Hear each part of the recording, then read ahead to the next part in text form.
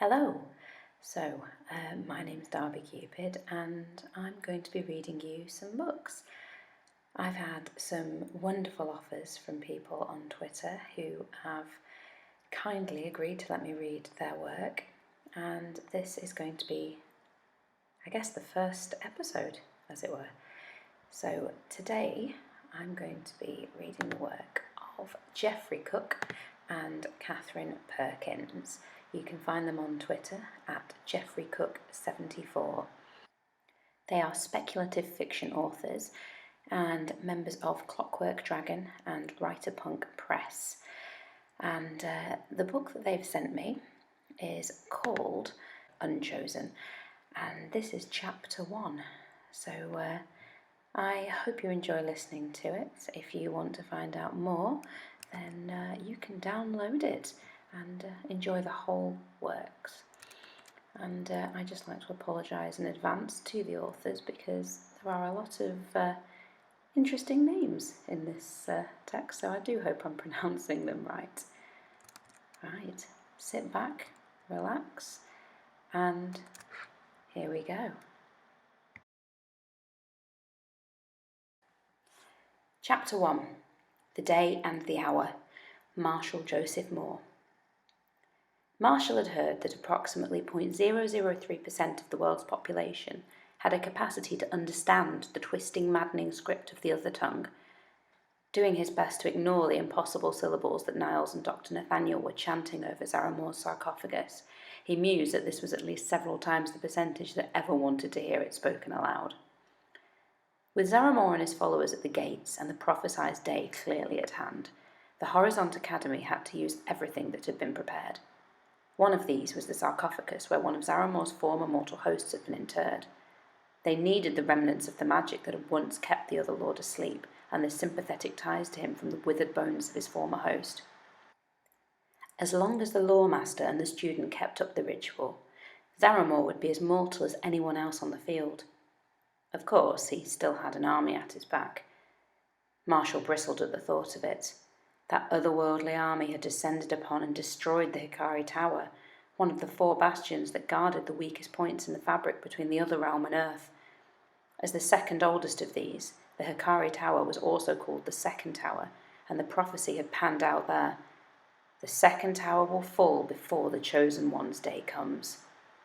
The actual trans-reality seal had been safeguarded even when the tower was brought down, but the enemy was emboldened, and the casualties were real.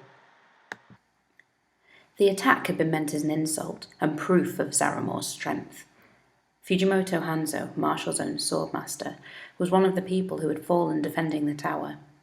Marshall shook his head, trying to regain focus. They'd known the tower was likely to fall. The men and women there had held it bravely, taking the brunt of all of Zaramore's forces in this world, to buy Marshall time, where he was 6,000 miles away. Thanks to them, and to his friends, he'd done it. He'd recovered the sword, Fragarach, also known as the Answerer, the last step to proving that he was the one who could unlock its blessing and finish Zaramore. They used every protective enchantment on him that they could, blessings, shields, and wards augmenting his own astral heritage to allow him to survive the Otherlord's worst blow. Most potent among those protections was that provided by the ritual being done over the sarcophagus. Its link to the Otherlord gave it a power over him nothing else could match. Once Marshall had taken Zaramore's attack, the sword would return the strike threefold and end Zaramore. The defenders of the Horizont Academy and its seal would buy him the necessary time, and then deal with the army of cultists and tainted lieutenants Zaramore had drawn around him. They would be much easier to handle once the patron of their magic was gone. His musing was interrupted by Headmaster Cavallo, slapping him on the shoulder. "Are you ready, young man?" Marshall swallowed. The headmaster had always been an ally when others doubted.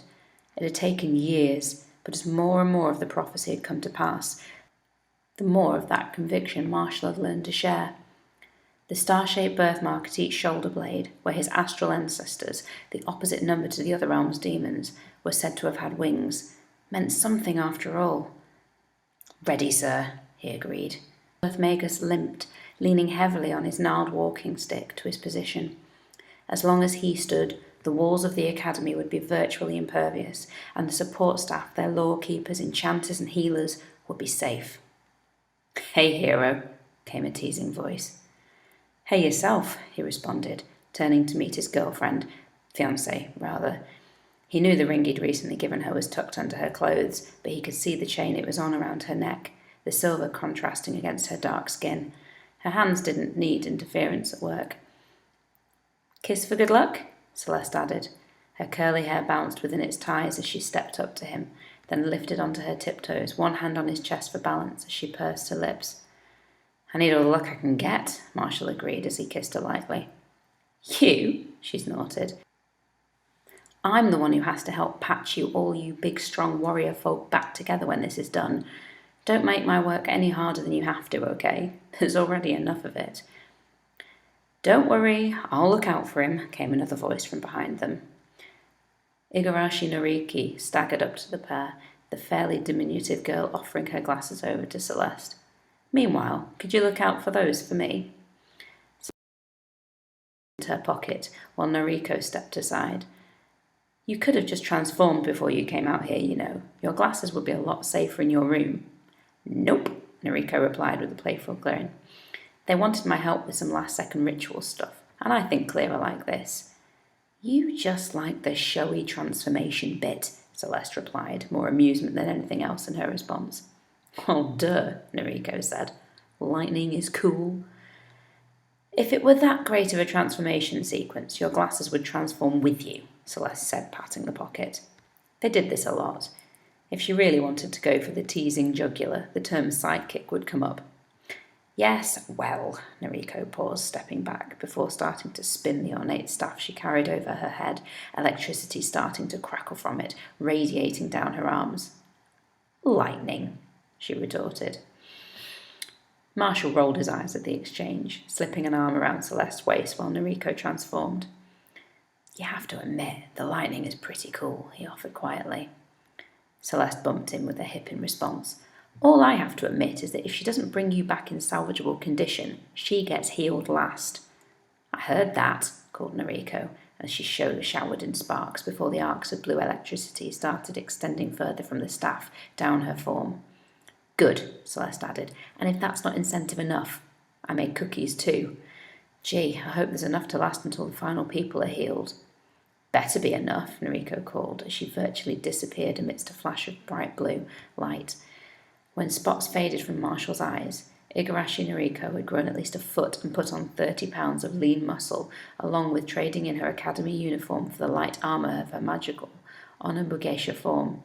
The twirling staff slowed, sparks fading, and Noriko stepped back up to the pair, now almost as tall as Marshall. "We need to get out," she started. "They're coming through!" came a shout from the front gates not far away.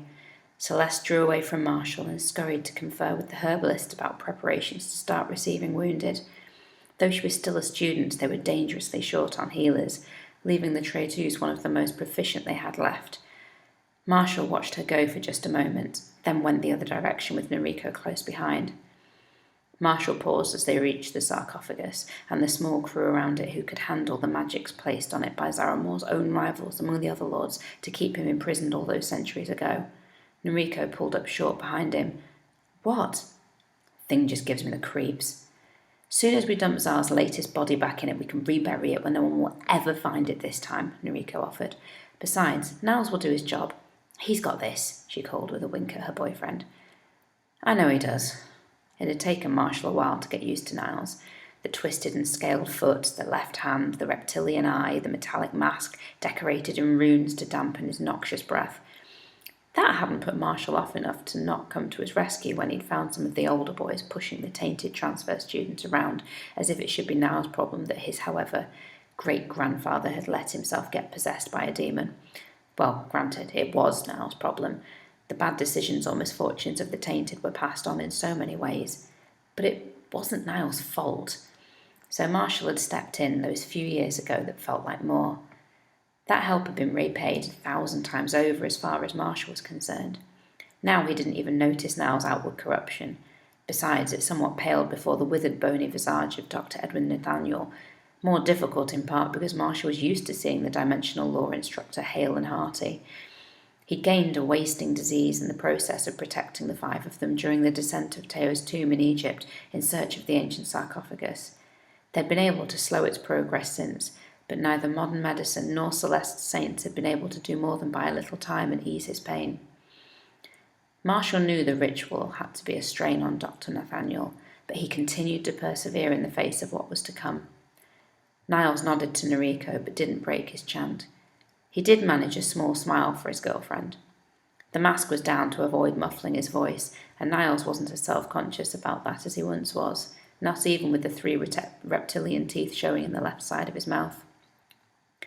Noriko nodded back and grabbed Marshall. "Come on!" The gates opened and Marshall strode out to see a swirling portal opening in the air in front of the academy, just beyond the warding circle drawn around the walls. A number of the armed and armoured defenders of the place, and no few of the magically gifted just behind them, looked far more at ease facing off with the portal once they saw Marshall. An honour guard moved up to help Marshall and Noriko reach Zaramor when the time came. The Astralborn needed not to be bothered with a dozen skirmishes along the way to putting an end to it. "We've got you covered, Sergeant," Azevedo said. "Thank you, Sergeant," Marshall assured the big man. "And whatever we don't pull off you, the kid will. You just do your job." An angry growl pulled Marshall's eyes to one side, eyeing the kid. Niles' little brother, wearing his traditional bear fur cape, was snarling and glaring at the portal like he'd charge into it now if they'd just give the signal. Marshall couldn't help but smile as he remembered when Celeste had first seen the cape. "If that's real fur, then somebody better have eaten all that meat," she'd said. Hobie had nodded and said, completely genuinely, "I started with the heart and worked my way." Marshall wasn't sure whether he felt sorry for the enemy or Hobie, or what the family's tainted blood had done to the poor kid's mind. He knew that, like all of the Bearsarks, regardless of what drove them to it, Hobie wasn't afraid of what was coming, and Marshall somewhat envied that, if nothing else. He also knew the odds were that the kids he'd seen growing up from the angry little Tagalog to a full member of the company would live a short, violent life, and Hobie would be the only one who didn't see any tragedy in that. Once more Marshall forced himself to focus, trying not to think of his friends and all they'd been through together. The best way to serve and protect them, the headmaster, his teachers, and everyone else, was to finish this quickly. He had to do his job. Shapes began to take form in the mouth of the portal.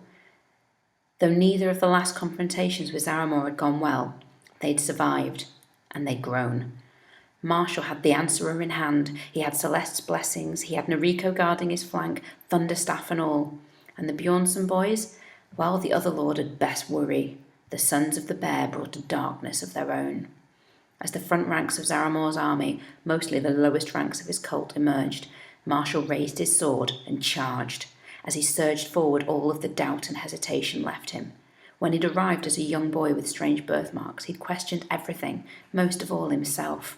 In the quiet moments, he'd still had his doubts, but a lot of experience over the past few years had taught him a great deal about leadership, as he and his friends achieved this seemingly impossible together. Marshall cut down the first opponent to reach him, the sword working perfectly well the first time round against mortal foes. It was the only supernatural that he'd need its enchantments against. Beside him, Noriko whirled and leapt, pitting her skills, enhanced physiology, and Thunderstaff against as much of the field as she could occupy. More of the Academy's guardians rushed into the ranks of the cultists, trying to cleave a path for Marshall. For the moment they were doing well, but he knew this was just an opening challenge against the least of Zaramor's forces. More were emerging from the portal by the second, tainted infantry and a handful of sorcerers among them. On the walls engaged now, focusing on defensive and warding magics to protect the fighting men from the spells of the enemy, and challenging their opponents to exhaust themselves trying to dispel their wards, reinforced by the enchantments on the tower grounds. Marshall still saw no sign of Zaramor, but knew he'd have to show himself eventually. "Demons!" Marshall heard the shout from behind him. Looking up from the fight to the portal again, he saw them. A trio of 15-foot-tall, scaled, squamous things emerged from the portal, each one hideous in a completely different fashion from its brothers. "How did he get those here in the flesh?" Marshall demanded, though no answer was given. "Try to slow them down," he called to the spellcasters. "Don't let them get into the ranks." Behind him, Hobie howled, mixing in the frantic shouting of the casters as they tried to reinforce the wards. The signal was given, and the youngest of the Bearsarks charged at the giant targets. Bearsarks were always a risk to their own forces, especially the further into the bloodlust they got. On the other hand, they had a tendency to fixate on the greatest challenge present. Unsurprisingly, Hobie rushed straight at the giant demons, granted superhuman speed by the Berserker gang. Marshall breathed one of the prayers Celeste had taught him, hoping that one of her patrons for the mad might look after the kid, even if he was pretty sure Hobie would have preferred to die well. Hobie wasn't home right now, though, and Marshall just hoped someone up there was listening. Had they been at the Gisting, the infamous third tower, they'd have a number of the Bearsarks to throw at the demons. Out here in Brazil, they had one kid with truly supernatural anger management issues. With the demons warded outside the perimeter of the circle, at least for the moment, Marshall continued his surge, trying to focus on getting to the enemy's spellcasters. Noriko had the same discipline, going through the almost dance-like ritual that called a bolt of lightning down in the midst of the enemy's back ranks. She could only pull that trick off so many times, especially with all the build-up, but it seemed to work to disrupt whatever a group of the black-cloaked sorcerers were trying to put together. Finally spotted his target. Zaramor emerged onto the field through the portal, flanked by his lieutenants. The smoke-shrouded hag to his left stopped almost immediately, gathering some of the remaining sorcerers to her empower one of the rituals. Marshall remembered the last time they'd fought Releasa. He thought he'd killed her, but her magics had apparently saved her somehow. He had no intent of letting that stand. To the other lord's right-hand side, the giant tainted warrior Matvi immediately strode towards the largest concentration of fighting, drawing the jet-black blade that, for most men, should have been a two-handed sword, though he swung it easily in one. Though the big warrior was calm and collected for now, Marshall was well aware that the more blood he shed, the more battle-mad the giant would go, until he was a howling thing as well. Despite the trio's emergence, the lines held, everyone doing their job to keep Marshall advancing through the enemy ranks. "Now! Go now!" the sergeant yelled, drawing his unit to him and moving to engage Matvi and force him away from his master. Noriko took the cue, a peal of thunder responding to her slamming the staff down, sending cultists flying back from a shockwave, while more far enough away to keep their feet still staggered back, clutching at their ears. The path to Zaramor was clear. As long as they possessed the sarcophagus, Zaramor was locked in the body of his current host, that of a solidly built middle-aged man. As with every possession victim, the body had reacted to the intrusion, losing all of its hair, while the eyes took on a yellow cast. But this body had held up better than some he'd taken in some times past, otherwise looking nearly entirely human still. The yellow eyes set immediately on Marshall, ignoring the rest of the battle around them. "Come on, let's see whom fate favours," he challenged, drawing his own magical weapon, a gold-coloured scimitar. Fragarak clashed with the golden weapon. "You can't win," Marshall said, while Noriko guarded his back, dropping two of the cultists seeking to aid their master. To Marshall's surprise, the look of annoyance turned into a grin. "Guided by 2 stars. Because you're the one the boatman wouldn't charge passage. Because you descended into the darkness and brought back death when you recovered my sarcophagus. Is that why I can't win? Did you ever keep reading?" Marshall kept losing ground in their struggle and couldn't free his weapon. "You had your chances to avoid this moment," Marshall said, "but you've never had what I have behind me now." The other lord's grin remained as he put more strength behind the weapon, shoving Marshall backwards another step. "Except one thing." The shadows moved behind Zaramor, and a near skeletal figure appeared, his hand on the sarcophagus. "Master, the wards are dying," he said, making a gesture that sent the other silhouettes sprawling onto the ground as they were emerging from the shadows. "Your lawmaster has been most informative," Zaramor said. At the portal's appearance, Marshall looked at Dr. Nathaniel in shock. He registered Noriko in his peripheral vision, surging forward, shouting, "Traitor!" Before she could reach Dr. Nathaniel, Matvi intercepted her, knocking her aside and almost down with a shoulder. Still off balance, all she could do when he swung down at her was desperately push her thunderstaff up to block the attack. There was a tremendous crack and a burst of light. Noriko was sent flying, hitting the ground some ways away. Matvi was launched backwards as well, but the other lord no longer needed the help. Zaramor kept his feet, impervious to the shockwave. Marshall, on the other hand, almost lost his balance. It was all the time Zaramor needed. The other lord plunged his sword into Marshall's chest, and immediately lines of black started stretching out over his skin, and the blood turned black in his veins as the sword's corruption extended through him. He had a moment to flash back to years of preparation for this moment, take the blow and return it threefold. And he had a moment to register Fragarak falling from lifeless fingers. Zaramor raised his offhand and chanted a single word of power in other tongue. The glow of the incinerating blast from Zaramor's hand was the last thing Marshall saw before his body turned to ash. For a moment, no one could hear the battle, the demons, or anything else over Celeste's scream.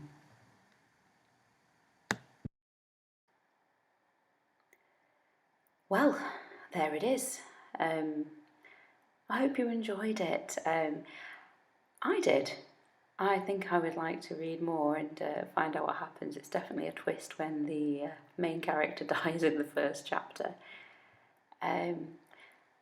Lots of very unusual names and hard words. I did have to pause and Google how to pronounce a few.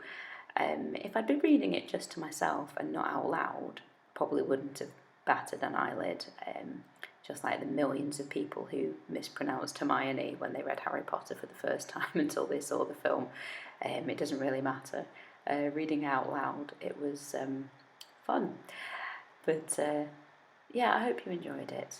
And yeah, thank you so much to Jeffrey and Katherine for being the guinea pigs for my first attempt at reading someone else's work. I promise to do better next time. So if you have anything else you'd like me to read, then please get in touch. And obviously, subscribe.